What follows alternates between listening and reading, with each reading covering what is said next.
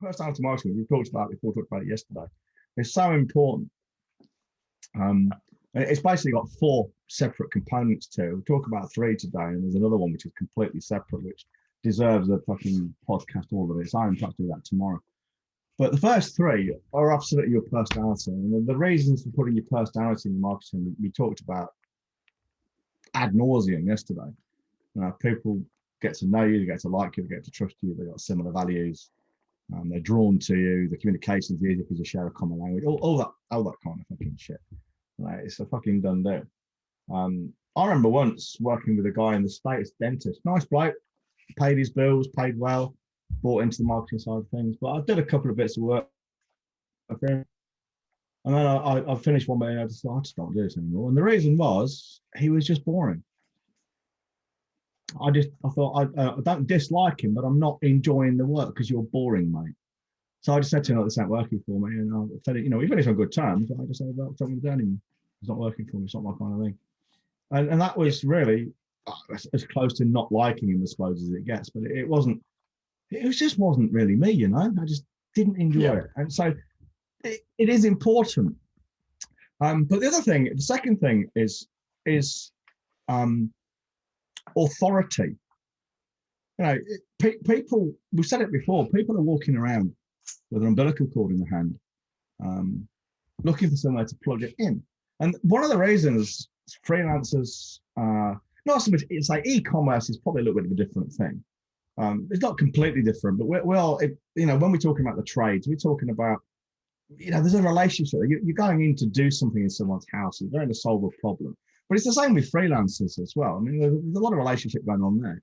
Unless you're dealing with some website like 99 Designs like we've been doing, or freelancer.com, for the most part, there's a person behind the fucking facade.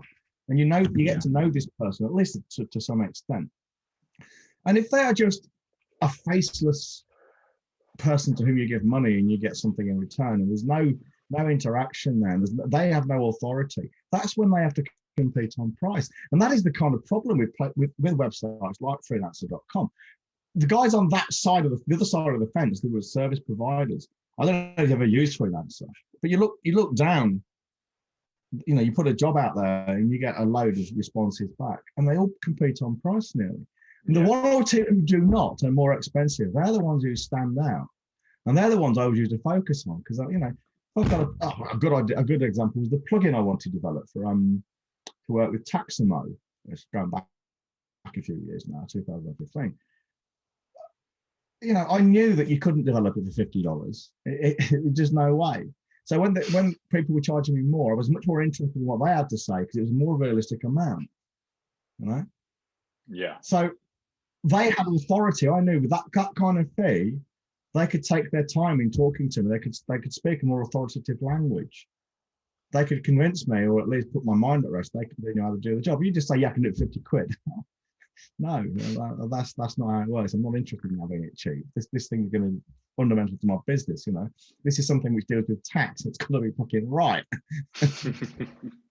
Like, really? Yes, it's got to be fucking right. Otherwise, I get a fucking prison or something.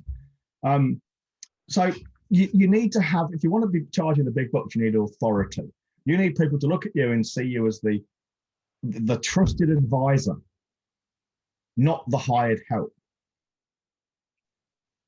If you're the hired help, you are dispensable, you are interchangeable, you are a price seller.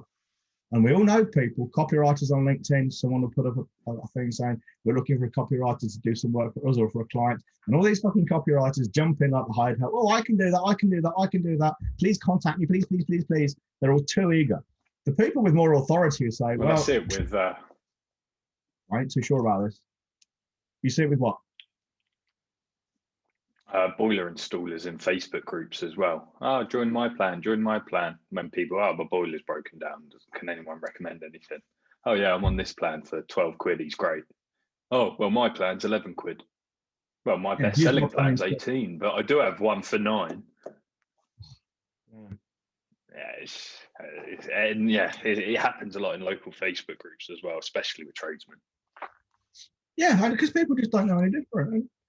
I think one of the best examples is the handyman we work with sometimes. He comes out, he charges €20 an hour.